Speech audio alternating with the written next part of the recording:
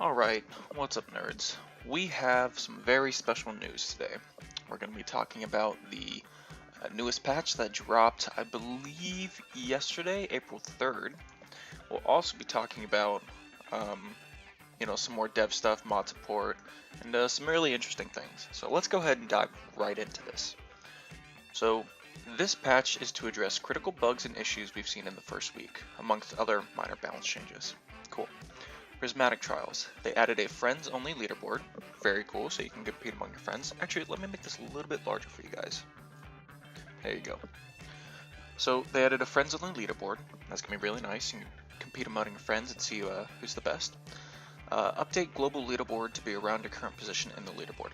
Very nice, because before it was only like top 12 or something like that you could see, and even though it said top 10%, you didn't really know who was where. This will give you an idea of who you're competing with. That's nice, I really like that. Multi, okay, this is what we expected. Really, to be honest, he was way too strong, so let's see what they changed. They reduced the base movement speed from 9 to 7 to match all other survivors. Makes sense, I don't even know why he was at 9 to begin with, honestly. He was really strong, that movement speed was nice. Reduced base damage from 12 to 1. That may not seem like a lot, but that's about 10%. It's roughly 10%. And 10% drops are big. They're honestly very big. So we'll see how this works now. Increased transport mode speed boost from 200 to 220 to compensate for his lost base movement speed. Interesting. So for some reason they really want multi to be very fast. I don't know why, but they want him to be fast. Because before the nerf, he still had the fastest mode of transport. And now, even though it's gone to 97, that's still fast as hell.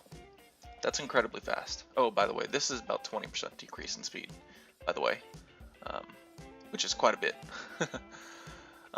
We really don't like to nerf characters in general. These are very light touches, and the movement speed being higher was an oversight. Interesting. Okay, that makes more sense of why he was 9, not 7. We also want to make sure that Multi's big success isn't coming from its ability to use Ocular HUD for infinite crits. Interesting. So apparently there were infinite crits. We also want to make sure that Multi's big success... Okay, interesting. So they didn't necessarily say how it was happening, they just said people were abusing it. So I'm not sure how they're abusing it, but apparently it was happening, so they must have fixed it. Imp Overlord. Thank goodness, this dude was just something else. Remove passive regen, good. Increase base damage from 13 to 16, oh crap. That's gonna hurt even more. That's a big jump. That's about a 25% increase, roughly. That's big. The boss fight was a bit of a slog. Bit of a slog. The boss fight was a big of a slog if you had lower DPS because the boss is natural regen. Makes sense.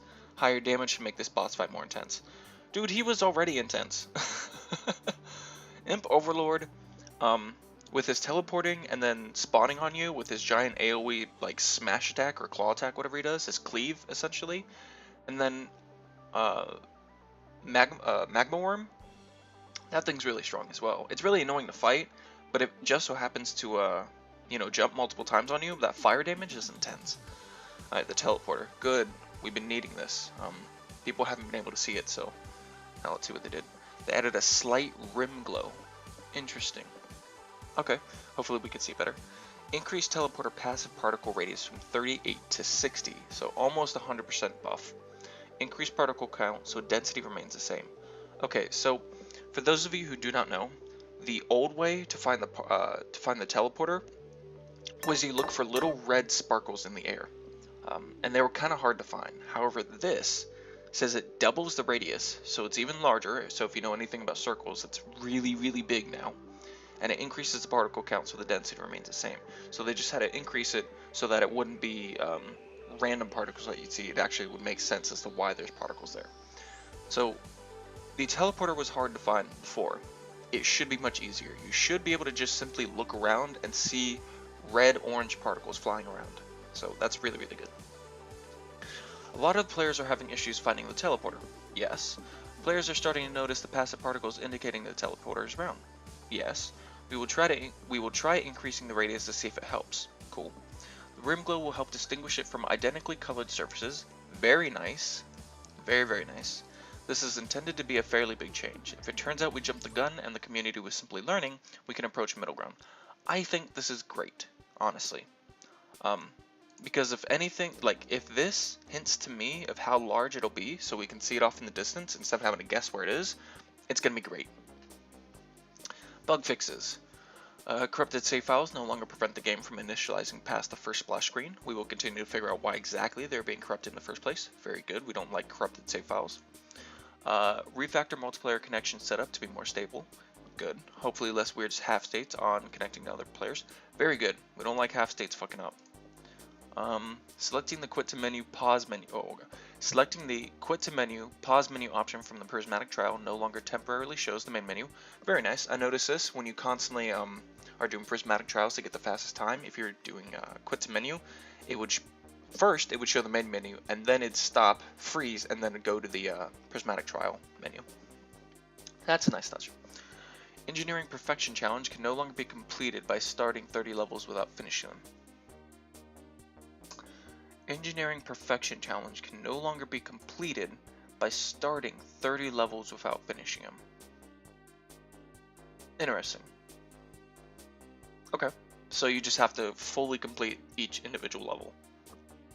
Okay, I guess there was some oversight on that. Environment logs now count towards the 10 logs challenge. Very cool, makes it easier. Equipment. The Royal Capacitor now requires line of sight to use. That is a small nerf. It's a nerf, but a quality of life change at that. Because you did, like it said, you didn't have to use line of sight. So you could actually hit something behind a rock or a mountain or something, not mountain, but you know, a large pile of land. And if it was a big boss behind there, you wouldn't have to worry because you knew it's there. You just click, boom, dead. However, now you need line of sight. So it's a small nerf, but it's also a quality of life change. So we'll see how this works for now. When playing with the controller, pressing the confirm button at the main menu will no longer choose the last option that it was hovered to. Interesting bug. Glad they fixed that. I never play with controller, so I wouldn't know. Revert button text now properly becomes highlighted when functional. Very nice. The mercenary is now properly targeted by enemies after he uses a non-primary skill. Interesting. This is probably has something to do with that bug I found, where things wouldn't attack you. Oh, actually, no. This is something else. This is just, I guess after he used a non-primary skill, I guess the AI had difficulty finding him or tracking him. So maybe they added something to specifically track him after that. So, okay, interesting. So it's a nerf to mercenary. Technically, it's a nerf. Multiplayer. Characters no longer come back to life after dying in a multiplayer game, leaving it and joining back. Oh, interesting. So you could leave and join back. I guess that was a exploit. Interesting. Okay, I'm glad they fixed that. That should not be a thing. Monster Tooth. The Monster Tooth healing orbs. The Monster Tooth healing orbs heal amount now match the description. Okay, so it's a good quality of life, or not quality of life change. It's a good touch up. Multiplayer.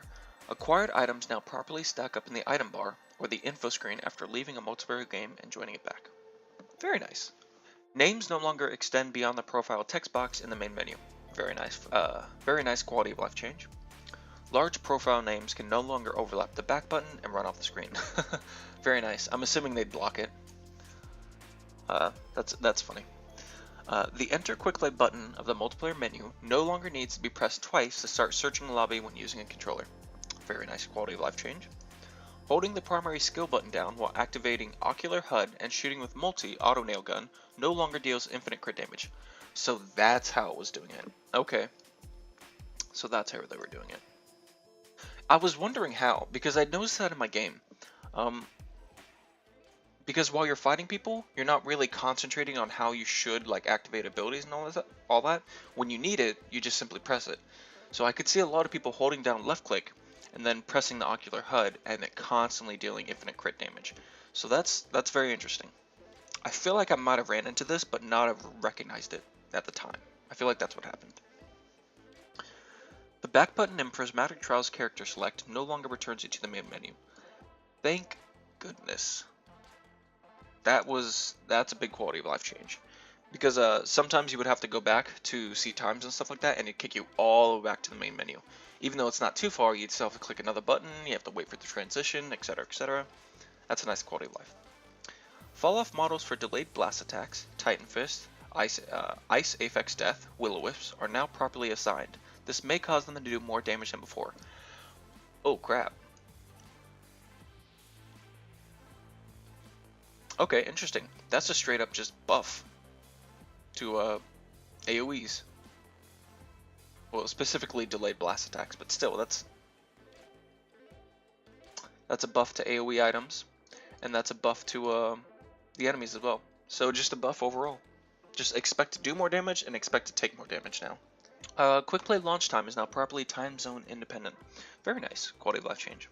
Error messages will now tell you when the host is shut down. Very cool. I like that. Remove collision from the teleporter nub to prevent monsters getting stuck. Interesting. I wonder if we can get stuck on that, because I noticed yesterday, before this patch went up, I got stuck on that. So, Now, this is from PC Gamer. PC Gamer's okay. They're not the best thing ever, but, let's see if this is even worth reading. Okay, so, interesting. Are they planning on adding similar stages or totally different later game stages during early access? Returning players want to come back to something familiar, so a lot of the early access launch content was updated and returning favorites. Looking forward, we're really excited to start bringing fresh and unique content for players new and old, so we're going to focus more on that. Very interesting. So we're not going to see stuff from the first game. And if you haven't played the first game, highly recommend it. It's just like this, but with way more content and 2D. It's a lot of fun. Maybe we'll sprinkle in some returning content as well, depending on our community. Yes, dude. Yes. I want to see some old stuff too. Like, I really enjoy new stuff, but the old stuff was really nice. So, I want to see the bridge. I want to see the bridge map from the first one. In the first one, you climbed all the way top of these two rocky surfaces, and there was this huge bridge stretching across the entire thing. I want to see that. Which character proved the hardest to translate to 3D, and which do you think most improved in 3D, compared to how fun they were to play in the original? Melee characters, like the Mercenary, were tough since we had not only to bring the character and their abilities to a 3D space, but also had to think about balance regarding large bosses and flying monsters. By working on his mobility kit more, we feel really good about how Mercenary's playstyle in 3D. Oh, I read that wrong, but whatever. As for the most fun, it's hard for us to pick a favorite child, but we're really excited to see what our community shows in Infinity 2. I can already tell you what the community likes. Multi, Engineer, Mercenary. That's pretty much what the community likes. I haven't heard much about Huntress, and I haven't heard much about Gunner or Artificer. They're nice. Some people I know do enjoy them, but as a community in a whole, those are the ones I've primarily heard about. As of today, how many copies of Risk of Rain 2 have you sold? Over the opening weekend of Early Access, the Risk of Rain 2 community has grown to over 500,000 players. Guys, that's insane. I'm pulling up a calculator now. 500,000 times $20 is $10 million. 10 million. After taxes, we'll do a 70%. We'll do a 30% tax take. That's $7 million. Dude, that is enough money to supply them for like the next 3 years of just straight content. That is insane. I'm so happy for these guys. It's absolutely surreal, and we're so happy and grateful to our dedicated community who's got us to this size so far. Dude, these guys made an amazing Risk of Rain 1 game. The fact that they were able to translate it to Risk of Rain 2 in a 3D environment is bananas. And they pulled it off really well too.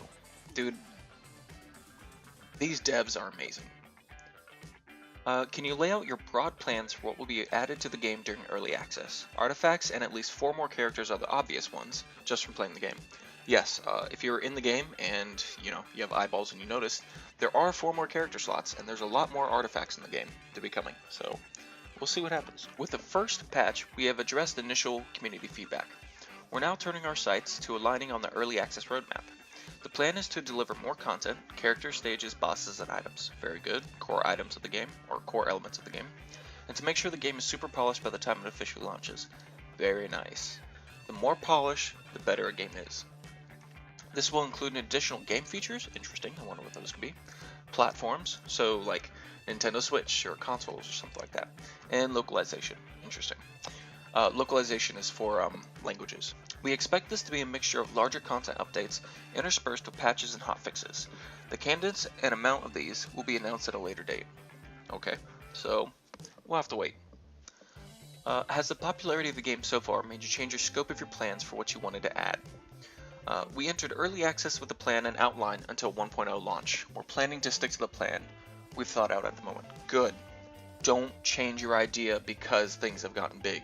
Stick with the plan and follow through. Once you finish with the plan, then you can modify it and add more. But stick with your plan. Are you planning on support modding and or Steam Workshop? Please say yes, please say yes, please say yes. This is currently not in our scope of priority, but that doesn't mean it's off the table. Okay, so what this says to me is they initially never, in their plan they were talking about to the 1.0 launch, it's not going to be in there. So I do not think modding or Steam Workshop will be in there till after 1.0. And to be honest, I don't think it's going to be out till probably 1.3 or 1.4. The reason being is, once they have 1.0 launched, with new items, new characters, new maps, new etc, everything like that, they need to then focus on what the community wants. And modding and all that stuff is very difficult to implement. It takes a lot of code, and it's just straight up, it's a mess and it's a horror show. So I think they're going to have a few people working on this just in the background. While 1.0, 1.1, 1.2, 1.3, etc., while those launch, those people are going to be working on it. And then, once they feel as if they put enough content in, I think they're going to prioritize that. So we're probably not going to see modding till around 1.3, 1.4, unless someone else comes out with a modded client, which, in the company of 500,000 people, that's what they're saying. I guarantee at least one person's going to enjoy the game enough to mod it. And it'll probably be releasing stuff. So expect to see third-party mods sooner than 1.0. Expect to see mods from the developers around 1.3, 1.4. That's my guess. A part of early access is listening to what the community wants and seeing if, when, and where we can implement it. My friends who spent a good chunk of the weekend playing want to know if you plan to beef up the ping system to allow for permanent pings to be better, keep on tabs and items, teleporters, etc, etc. Pretty much they want Apex Legends pings. After seeing the great ideas implemented in Apex Legends, we implemented a new ping system and wanted to see how people utilized it before beefing it up. A lot of people like it and we have plans to improve it based on the community feedback. Yes, I use pings 24/7 in my gameplay. Pings are so nice. You don't have to tell your friend, hey, come look over here, go behind the rock, take a left, turn around, do a 360, take the jump pad, go on top of this cliff, and then look down. You just ping it. And that's so nice. I do hope they implement it more. That way you can say you can open your inventory and ping an item, or not ping yourself, because I've had that happen quite a bit. If you look down directly at the ground and ping, you can ping yourself, and that's a little annoying because it says attack you. I don't know why you would need that. I can think of maybe only one situation, and that situation would hardly ever be in play. So, a little interesting. But thank you guys for watching, and I hope you enjoyed all this nonsense. I don't know why this is here. Alright, see you guys later.